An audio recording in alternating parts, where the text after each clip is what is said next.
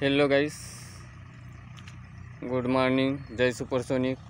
आपण चंद्रवापा गावामध्ये एका शेतकऱ्याला सुपर ॲग्री प्रोडक्ट यूज करायला दिलेला होता. त्यांच्या पर्यावर काय रिझल्ट मिळाले त्यांच्याच तोंडून त्यांच्या जुबानीनं ऐकून घेऊ.